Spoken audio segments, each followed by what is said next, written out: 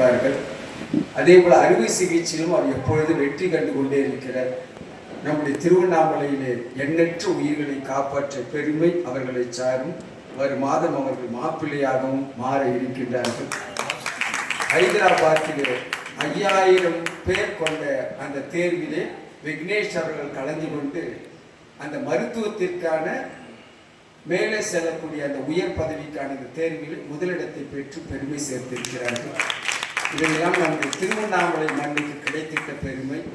ஏனென்று சொன்னால் இந்த அருணாதல் விழா போட்டியிலெல்லாம் அவர்கள் கலந்து கொண்டு பேசியவர். பாரதிதாசன் போட்டியில் கலந்து கொண்டு பேசியவர். எந்த போட்டியும் அவர்கள் விட்டு வைப்பதில்லை. இலக்கிய சுடர் காட்டிய அந்த வழியிலே, நாங்கள் எல்லாம் சொன்ன அந்த வழியிலே பல்வேறுபட்ட கவிதை போட்டிகளில் கலந்து கொண்டு அஜ்மல் போன்றவர்கள்லாம் உதவி செய்து அந்த நேரத்திலே அவரை இப்படி பாடுங்க, இப்படி செய்யுங்க அப்படின்னு சொல்லிட்டு எந்த டவுட்டாக இருந்தாலும் கல்லூரியில் கல்யாணம் நான் மாணவர்களுக்கு சொல்லக்கூடிய வளர்ந்து விட்ட பேச்சாளர்களுக்கு போட்டியில் சென்று வெற்றியோ தோல்வியோ கலந்து கொள்ளுங்கள். வெற்றி பெறுகின்ற போது இருக்கக்கூடிய மகிழ்ச்சியை விட தோல்வி வருகின்ற பொழுது அளவு கடந்த மகிழ்ச்சி அடைய வேண்டும் என்று நான் சொல்றேன். இம்ப்ரூவ்மெண்ட். நான் தோற்றுவிட்டேன் என்று சொல்லக்கூடாது, வெற்றியை தள்ளி வைத்திருக்கிறேன் என்று தான் சொல்லலாம். இது சைக்காலஜி. அந்த வகையில் ஒரு சிறந்த மருத்துவ திலகமாக டாக்டர் நாங்கள் போய் பார்க்குறோம், வகுப்பெடுத்துங்கிறார். நான் கொஞ்ச நேரம் உட்காந்து அவர் எப்படி என்ன ஸ்டைல்ஸில் இருக்குன்னா தமிழும் ஆங்கிலமும் கலந்தீங்கன்னா பெரும்பாலும் பல லட்சம் கொட்டி படிக்கக்கூடிய மாணவ செல்வங்கள் பல்வேறுபட்ட மொழிகளில் பேசக்கூடியவர். யார் எந்த டவுட்டு கேட்டாலும் அது டக்கு டக்கு டக்குன்னு, ஏன்னா ஆசிரியர்கள் தயார் செய்து கொண்டு செல்ல வேண்டும். ஒரு வகுப்பறைக்கு உள்ள போறோம் அப்படின்னாக்கா ஆசிரியர்கள் தயார் செய்து கொண்டு செல்ல வேண்டும். அதனால்தான் எங்களுடைய கவியறிஞர் அப்துல் காதரியா சொல்றாரு, உங்களுடைய பிள்ளைகளை யாரிடத்தில் ஒப்படைக்கிறீர்கள் கல்வி கற்க. நல்லா கவனமா கவனிங்க. உங்கள் பிள்ளைகளை யாரிடத்தில் ஒப்படைக்கிறீர்கள்? படித்த ஆசிரியரிடத்தில், படித்து கொண்டிருக்கின்ற ஆசிரியர்களிடத்தில். ஆசிரியர் தான் படிச்சுன்னு இருக்கணும், அப் டு டேட் இருக்கணும். அந்த வகையில ஏனென்று சொன்னால் நம்முடைய மண்ணிலே ஒரு தலை சிறந்த மருத்துவராக விளங்கக்கூடிய அவர்களை குறித்து சொல்வது பிறருக்கும் ஒரு பாடமாக இருக்கும் என்று சொல்லக்கூடிய காரணத்தினால். ஏன்னா வீட்டில் போய் நீங்கள் பேசும்போது நம்ம ஊரில் டாக்டர் ஒருத்தர் பேசினா இருப்பார், ஒரு 5 வயதிலிருந்து பேச்சு போட்டுலாம் கலந்து இன்னைக்கு வளர்ந்து நிற்கிறான்னு சொல்கிறதுக்கு அந்த பிள்ளைங்களோட மோட்டிவேஷன். நல்ல நல்ல செய்திகளை நாம் குழந்தைகளோடு பகிர்ந்து கொள்ள வேண்டும். சினிமா காட்சிகளையோ ஊடகத்தில் வரக்கூடிய செய்திகளையோ தொலைக்காட்சிகள் என்றைக்கும் சரியான வகையில் வழி நடத்தாது. நல்ல காட்சிகள்லாம் இருக்குது, நாங்கள் வேண்டாம் என்று சொல்லவில்லை. அவர்களை வாசிக்க கற்றுக் கொடுக்க வேண்டும். நாள்தோறும் எனக்கு ஒரு திருக்குறள் சொல்லணும், படுக்கும்போது ஏதாவது ஒரு பாடல் சொல்லணும். இல்லையா நீங்கள் ஒரு படத்தில் பார்த்தீங்கன்னா தெரிஞ்ச தம்பி பேச விடுறேன். எஸ்பி சுப்பையா சிவாஜி கணேசன் சின்ன வயசுல இருப்பார். படுக்க போகும்போது ஆடும் பரிவில் அணி சேவல் என பாடும் பணியை பணியா 60 வயசு படுத்துவார். காலையில் எழுந்திருக்கும் போது 7 வெயில் ஏறி விளையாட சொல்லிட்டு தான் எழுந்திருப்பார். அந்த காலத்தில் அந்த படத்தில் மங்கையர் திலகம்னு ஒரு படம், அற்புதமான படம். ஏன் அப்படின்னாக்கா அந்த காலத்தில் பெற்றோர்கள் குழந்தைகளை அப்படி வழி நடத்தினார்கள். ஏதோ ஒரு திருக்குறள், நல்ல செய்தி. நம்முடைய தலைமாட்டில் நிறைய புத்தகங்கள் இருக்கணும். அது அடிக்கடி நம்மளுடைய ஐயா டிஆர்பியில் அவ்வளோ பேப்பர் வச்சிருந்தார். வேலை இது முடியாது, திடுக்குன்னு எடுத்துப்பார் 1:30 மணிக்கெலாம்.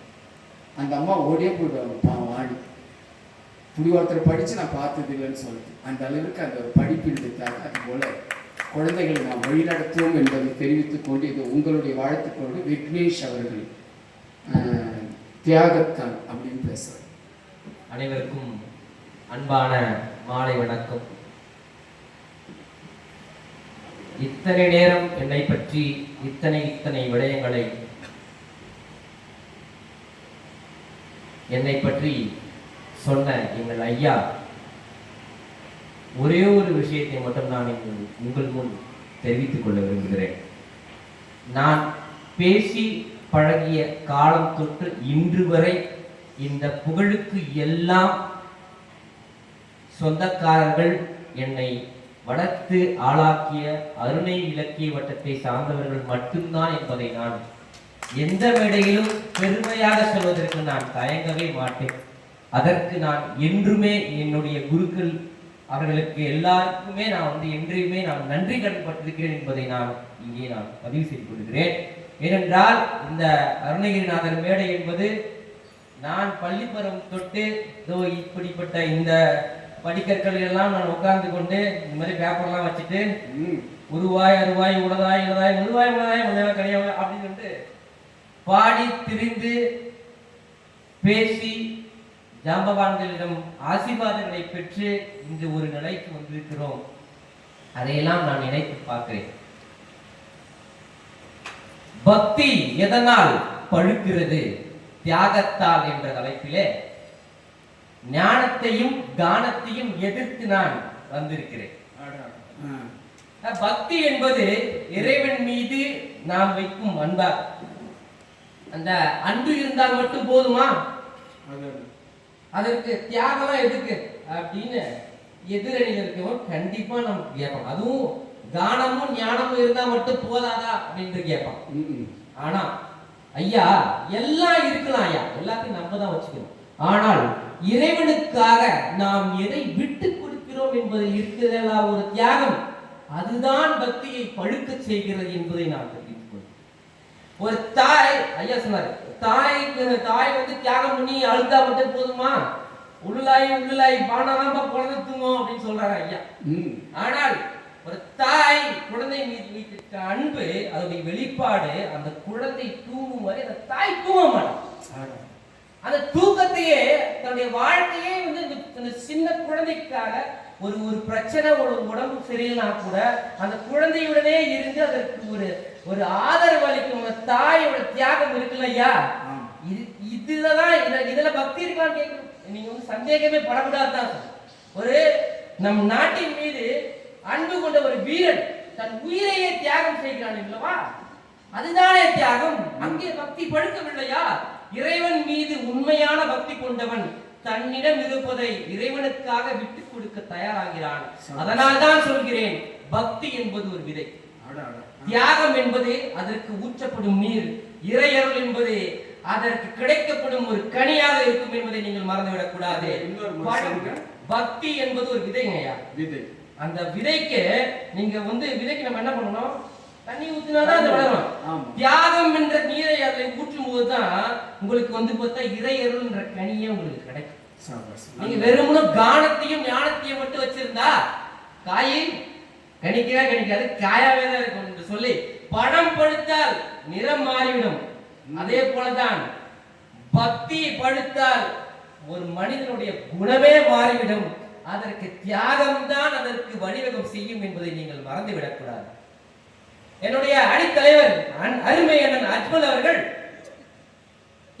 அவரை நம்ம எடுத்துக்கணும் ஐயா. அண்ணன் ரமலான் காலத்திலே நம்ம பார்த்திருக்கிறோம். அது ஒரு தியாகம். ரமலானுக்கு நோன்பு வைத்து ஆண்டவனை மட்டும் நினைத்து காலை முதல் இரவு வரை உணவு உண்ணாமல் இருந்து எதற்காக? ஒரு ஒரு இறைவனுக்காக இதை தியாகம் செய்து கொண்டிருக்கிறார்கள் அல்லவா நம்முடைய இஸ்லாமிய சகோதரர்கள். அதை அப்போது உங்களுக்கு பக்தி பழுக்கவில்லையா? கண்ணப்ப நாயனரை பற்றி சொன்னார்.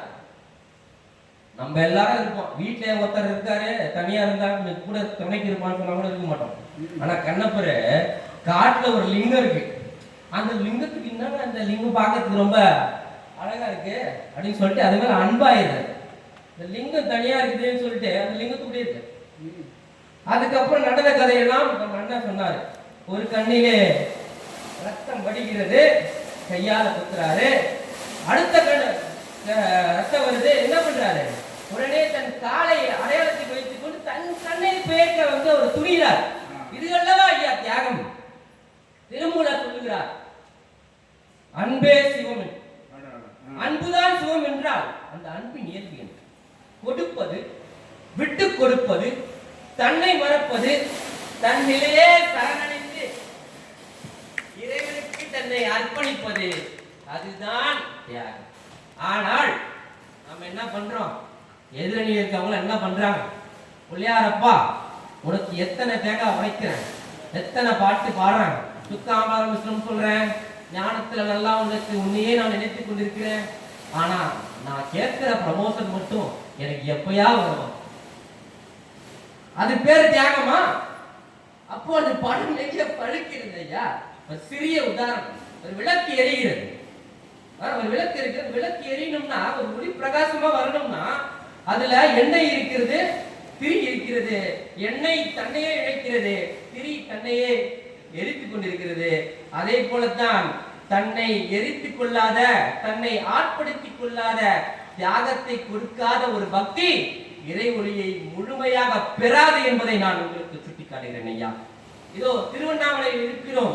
ஞான தபோதரர்களை வாவென்று அழைக்கும் இந்த திருவண்ணாமலை மண்ணிலே யாரோ ஒருவர் நூற்றுக்கணக்கான தூரம் நடந்தே வருகிறார், யாரோ ஒருவர் விரதம் இருக்கிறார், யாரோ ஒருவர் கிரிவலம் செல்கிறார். அடிக்கு ஒரு லிங்கமாக வெறும் காலில் முடியாமல் கூட அங்க பிரதர்சனம் செய்து கொண்டிருக்கிறார்கள். எதற்காக, எதை நோக்கி பண்ணிக் கொண்டிருக்கிறார்கள் என்பதை நீங்கள் யோசிச்சு பார்க்கணும்.